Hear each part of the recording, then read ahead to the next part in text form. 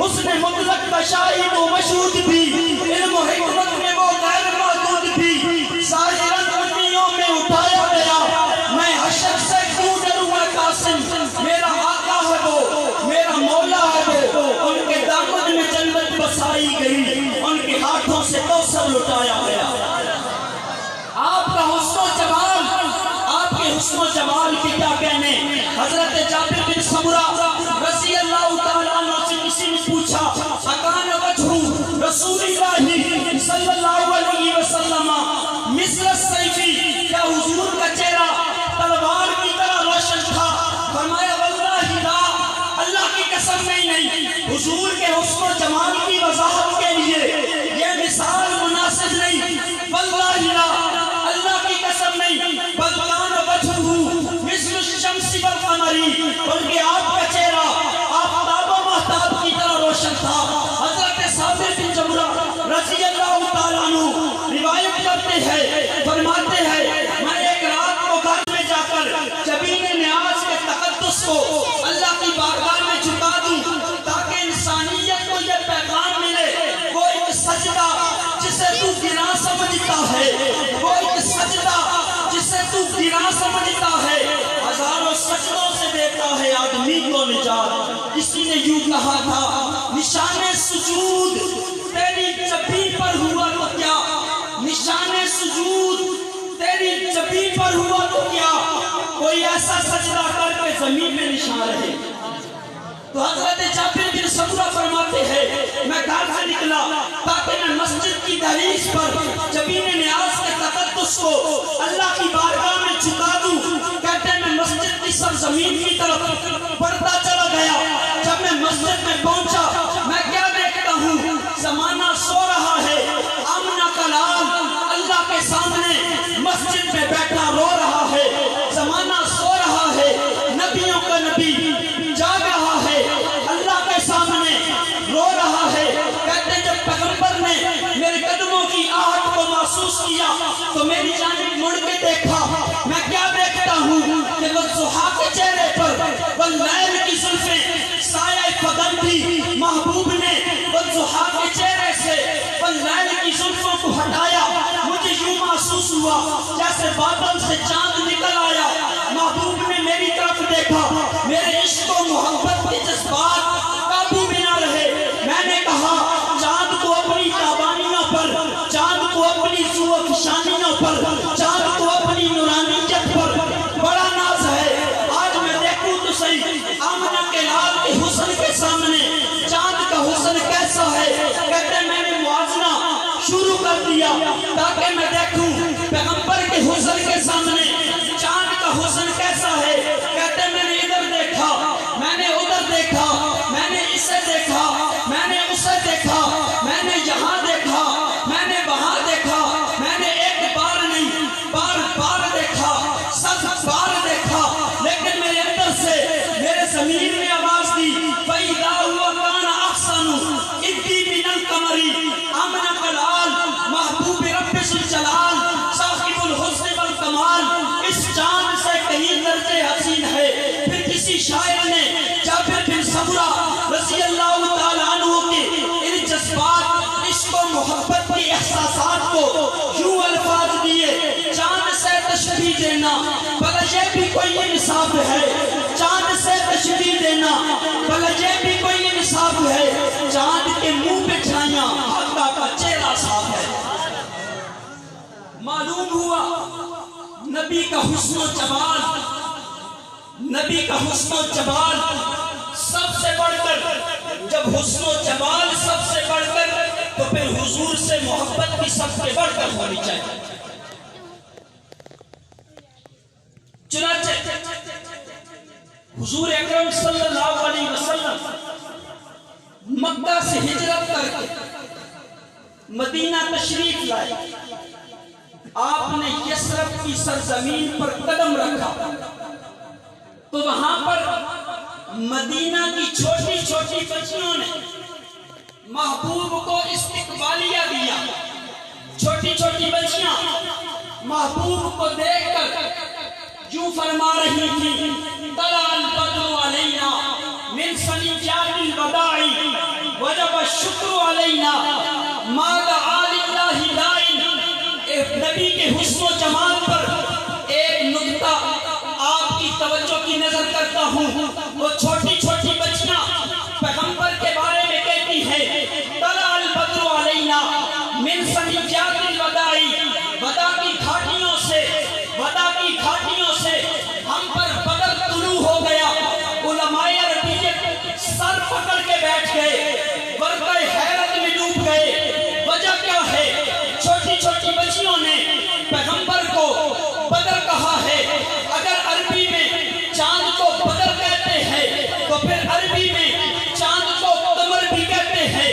اگر عربی میں چاند کو بدر کہتے ہیں تو پھر عربی میں چاند کو ہلال بھی کہتے ہیں.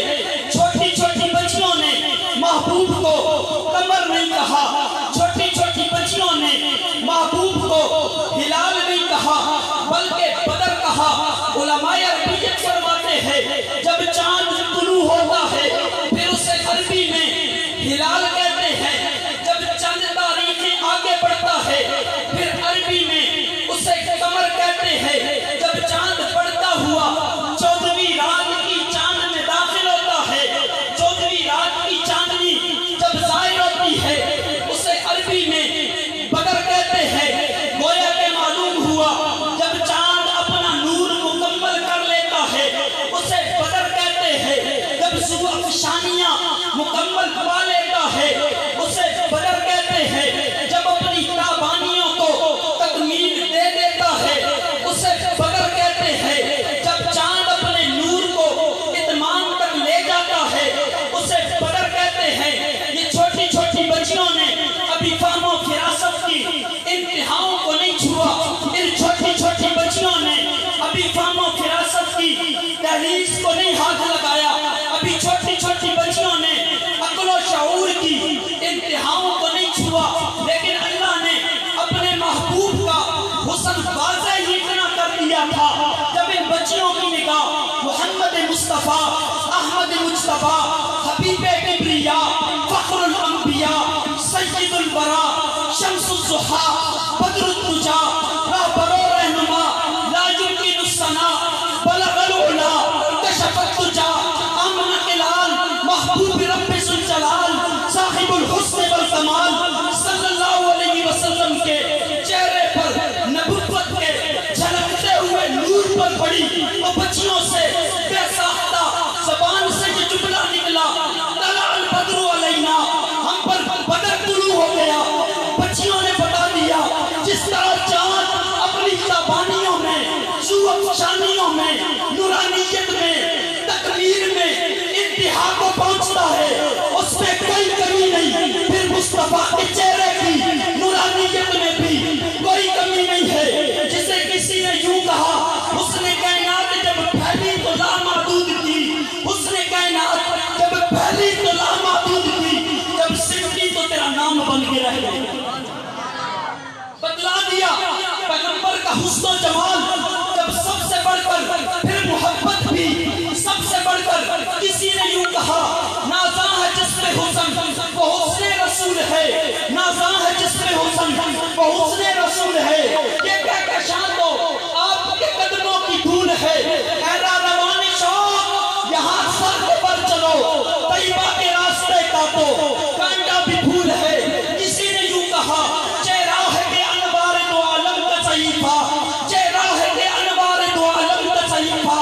آنکھیں ہیں کہ بحرین تقدس کے ندی, پلکیں ہیں کہ کوسین شب قدر کھلی ہے, زلفیں ہیں کہ باللیل میں بکھرے ہوئے سائے,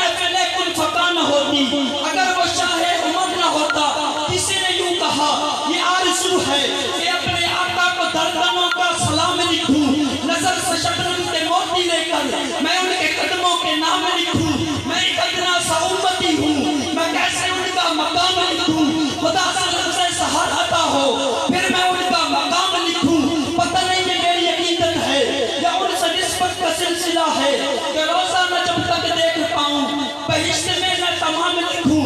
کسی نے یوں کہا, کسی نے پیغمبر کے عشق میں ڈوب کر یوں کہنے لگا. حضرت مولانا قاسم العلوم والخیرات یوں فرماتے ہیں, سب سے پہلے مشیت کے انوار سے نقش روح محمد بنایا گیا, پھر اسی نقش سے تو اگر روشنی بس میں کونوں مکان کو سجایا گیا. وہ محمد بھی, احمد بھی, محمود بھی, حسن مطلق کا شاہد و مشہود بھی, علم و حکمت میں وہ غیر محدود بھی, ظاہراً امیوں میں اٹھایا گیا. میں حشر سے کیوں ڈروں اے قاسم, میرا آقا ہے وہ, میرا مولا ہے وہ. ان کے دامن میں جنت بسائی گئی, ان کے ہاتھوں پہ کوثر لٹایا گیا. کسی نے یوں کہا پیغمبر کے عشق میں ڈوب کر, کہتا ہے کچھ کفر نے فتنے پھیلائے, کچھ ظلم نے شعلے بھڑکائے, سینوں میں عداوت جاگ اٹھی, انسان سے انسان ٹکرا ہے, پامال کیا, برباد کیا, کمزور کو طاقت والوں نے حد سے گزرے جب ظلم و ستم, تشریف محمد لے آئے. کسی نے پھر یہ کہہ دیا تھکی ہے فکر رسا, مدہ باقی ہے, میرا تخیل, میرا ذہن, میرے جذبات, میرے احساسات, میرے نظریات, میرے افکار تھک گئے پیغمبر کے حسن پر بولتے بولتے. تھکی ہے فکر رسا, مدہ باقی ہے, ابھی پیغمبر کی تعریف ختم نہیں ہوئی. تھکی ہے فکر رسا, مدہ باقی ہے, قلم ہے عاملہ پا, مدہ باقی ہے. کہتا میں پیغمبر کی تعریف لکھنے لگا, میری قلم کی نوٹ پر پیغمبر کی تعریف لکھتے ہوئے چھالے پڑ گئے. پیغمبر کی تعریف ختم نہیں ہوئی. کہتا میں نے ورق اٹھائے, ورق ختم ہو گئے. پیغمبر کی تعریف ختم نہیں ہوئی. تھکی ہے فکر رسا, مدہ باقی ہے, قلم ہے عاملہ پا, مدہ باقی ہے. لکھا ساری عمر لکھا, مدہ باقی ہے. ورق کام ہوا, مدہ باقی ہے. زندگی باقی, ملاقات باقی, ہم علیہ.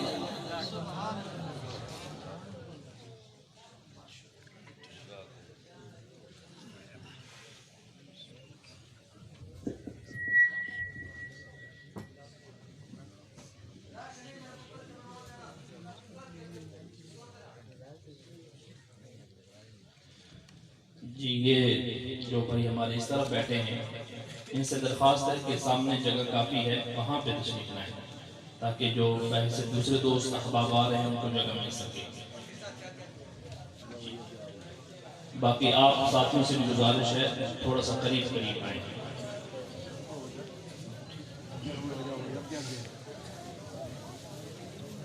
جی ہمت کر لیں حضرات, ہمت کر لیں, تھوڑا سا قریب تشریف لائیں.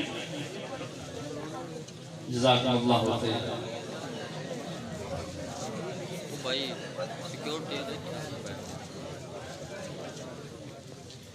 نعرہ تکبیر, نعرہ تکبیر, تاج و تخت ختم نبوت, شان صحابہ, عظمت صحابہ. نعرہ تکبیر. توصیف محمد کی ہو تحریر کہاں تک, توصیف محمد کی ہو تحریر کہاں تک, ناچیز کا ادراک تو پہنچا ہے یہاں تک, جبریل کے پر جلنے کا ہے امکان جہاں تک, نالین محمد کی رسائی ہے وہاں تک. اب اس سے جو آگے ہے وہ پردے میں نہاں ہے, لہجہ ہے محمد میں تو خالق کی زبان ہے. بہت ہی خوبصورت انداز میں رسول اللہ صلی اللہ علیہ وسلم کی حسن و جمال کا تذکرہ کر رہے تھے ہمارے محترم مہمان جناب مولانا مدثر محمود اشرفی صاحب. اتنا خوبصورت بیان, لیکن آپ نے اس انداز سے سنا نہیں. میں نے آپ سے پہلے درخواست کی کہ اگر آپ ایک مہمان کو خوبصورت انداز میں سننا چاہتے ہیں تو پھر آپ کو بھی اپنی بیداری کا ثبوت دینا پڑے گا. بلند آواز سے کہیں سبحان اللہ. الہام کی رمجھم میں ہی بخشش کی گھٹا ہے, یہ دل کا نگر ہے کہ مدینے کی فضا ہے. سانسوں میں مہکتی ہے مناجات کی کلیاں, ان کلیوں کے کٹوروں پہ تیرا نام لکھا ہے. آیات کی جھرمٹ میں تیرے نام کی مسرت، لفظوں کی انگوٹھی پہ نگینہ سجڑا ہے، یاسین تیرے اسم گرامی کا ضمیمہ ہے، نون تیری مدح قلم تیری ثنا ہے، واللیل تیرے گیسوئے رحمت کا تراشا، والعصر تیرے نیل نگاہی کی عطا ہے، اور ایک بار تیرا نقش قدم چوم لیا تھا، اب تک یہ فلک شکر کے سجدے میں جھکا ہے، اور قرآن نے قسم کھائی ہے اس شہر اما کی جس شہر کی گلیوں میں تجھے ورد ہوا ہے، اور سورج کو ابھرنے نہیں دیتا تیرا حبشی، سورج کو ابھرنے نہیں دیتا تیرا حبشی، بے زر و ابو ذر تیری بخشش میں کیا ہے۔ حضرات حضور سے جو نسبت ہے یہ بھی عام چیز نہیں ہے، مقام صحابیت یہ کوئی عام منصب نہیں ہے۔ میں یہاں پہ علماء کی موجودگی میں یہ بات ذکر کر رہا ہوں کہ مقام صحابیت یہ کسبی نہیں ہے، یہ وحبی ہے۔ حضور کی نسبت کا مل جانا، اگر انسان کوئی خود کوشش کرے کہ میں صحابی بن جاؤں، وہ صحابی نہیں بن سکتا، یہ اس رب کی عطا ہے۔ اس کی مثال سنیں، حضور کے زمانے کے بعد اس دنیا میں نیک لوگ دنیا میں آئے، اہل علم آئے، لیکن اللہ رب العزت نے ان کو حضور کے زمانے میں پیدا نہیں کیا، جیسے امام بخاری، امام ترمذی، ان جیسے اور بھی بہت سارے محدث، لیکن حضرت بلال حبشی کی تاریخ دیکھیں کہ شاید ان کے دادے کا نام بھی کسی کو معلوم نہیں، اللہ رب العزت نے کہاں سے اٹھایا، مدینہ میں بلایا، حضور کے قدموں میں لا کر مؤذن اسلام بنا دیا۔ حضرت سلمان فارسی وہ فارس سے چلے، حضور کے قدموں میں پہنچے، حضرت صہیب رومی وہ روم سے چلے، حضور کے قدموں میں پہنچے، اور اللہ رب العزت نے کیا مقام ان کو عطا فرمایا کہ آج بھی ان کا تذکرہ میں اور آپ کر رہے ہیں، آج بھی ان کا تذکرہ ہم قرآن مجید کی آیات کو پڑھتے ہیں، ان کی شان، ان کا مقام اللہ رب العزت نے خود بیان کیا۔ اس لیے یہ حضور سے جو محبت ہے، حضور کی جو عقیدت ہے، اور آپ صلی اللہ علیہ وسلم کی تعریف، یہ میرے اور آپ کے بس کی بات نہیں ہے، بس ہم تو اس تعریف میں حصہ ڈال کر اپنے آپ کو عزت بخشتے ہیں، اور اسی مقصد کے لیے آج ہم حاضر ہوئے ہیں، وگرنہ حقیقت میں حضور کی شان، آپ کا مقام وہ بلند ہے، ہماری دسترس نہیں، ہماری زبان نہیں ہے کہ ہم حضور کی تعریف کر سکیں، بس میں اور آپ حصہ ڈال کر اپنے مقام کو، اپنی عزت کو حضور کی شان بیان کر کے ایک بلند کرنا چاہتے ہیں۔ میں آپ اگلے مہمان کو دعوت دے رہا ہوں، ذرا بیداری کا ثبوت دیجئے اور محبت عقیدت کے ساتھ پروگرام سماعت فرمائیں۔ جناب حافظ علی حسن صاحب وہ ان کو درخواست کرتا ہوں کہ تشریف لائیں اور رسول اللہ صلی اللہ علیہ وسلم کی بارگاہ اقدس میں دو پہ ہدیہ انعام پیش کریں، ساتھ ہی آپ اعلان سماعت فرما لیں۔ انشاءاللہ دیگر جو ہمارے مہمان ہیں وہ بھی تشریف لا چکے ہیں، انشاءاللہ جلد ہی آپ حضرات کے سامنے وہ بھی تشریف لائیں گے۔ محبت کے ساتھ، عقیدت کے ساتھ پروگرام سماعت فرمائیں جناب حافظ علی حسن صاحب۔ السلام علیکم ورحمۃ اللہ وبرکاتہ۔ میں آج سید ندیم شاہ صاحب کی پرخلوص دعوت پر حاضری ہوئی ہے۔ اللہ پاک سے دعا ہے کہ اللہ تعالیٰ میرا آنا قبول و منظور فرمائے۔ ایک ربائی سے آغاز کرتا ہوں، آپ سے گزارش کروں گا کہ آپ کو کوئی بھی شعر پسند آئے، آپ نے کیا کہنا ہے؟ جی سبحان اللہ۔ شعر لکھتے ہیں کہ قطرہ مانگے جو کوئی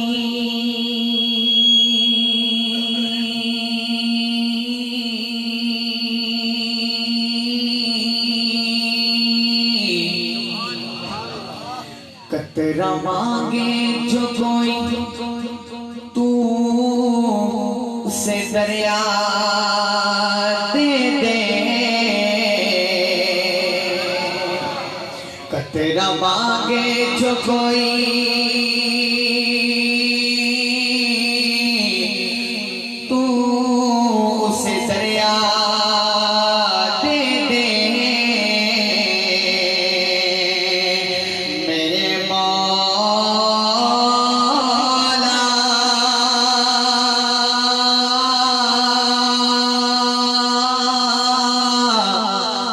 قطرہ مانگے جو کوئی تو اسے دریا دے دے مجھ کو کچھ اور نہ دے اپنی تمنا دے دے مجھ کو کچھ اور نہ دے اپنی تمنا دے دے اور میں اس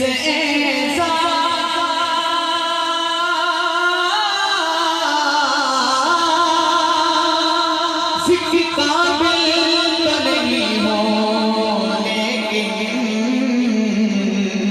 مجھ کو ہمسائے گنبد خضرا دے دے مجھ کو ہمسائے گنبد خضرا دے دے آئیے سب مل کر اللہ پاک کا ذکر کرتے ہیں کوئی بھی زبان خاموش نہ رہے اللہ رب العزت کا ذکر کرنا ہے شعر کہتے ہیں کہ سونے ربا ایسا کرم بابا سونے ربا ایسا کرم بابا میں اللہ اللہ کرتا روا سونے ربا ربا سونے ربا ربا سونے ربا ایسا کرم بابا سونے ربا ایسا کرم بابا میں اللہ اللہ کرتا روا سونے ربا ربا سونے ربا ربا سونے ربا ایسا کرم بابا سونے ربا ایسا کرم بابا میں اللہ اللہ کرتا روا جب تک میرے ہو جب تک میرے جب تک میرے ہو جب تک میرے اللہ جب تک میرے ساما وچ سا میں اللہ اللہ کرتا رہا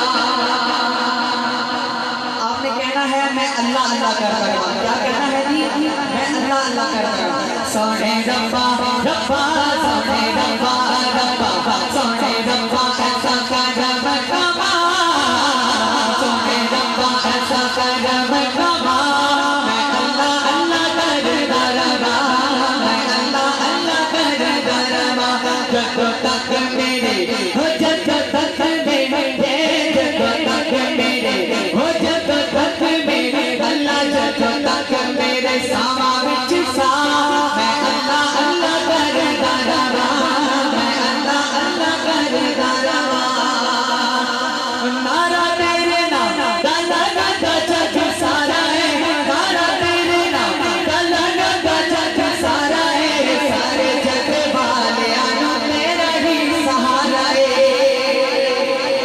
جس کو اللہ کی ذات کا سہارا ہے محبت سے کہے سبحان اللہ نعرہ تیرے نام گانا گاتا جگ سارا ہے نعرہ تیرے نام گانا گاتا جگ سارا ہے سارے جگ والے آنا تیرا ہی سہارا ہے سارے جگ والے آنا تیرا ہی سہارا ہے سرنا سرنا کرے وہ سرنا سرنا کرے اللہ سرنا سرنا کرے ذکر تیرا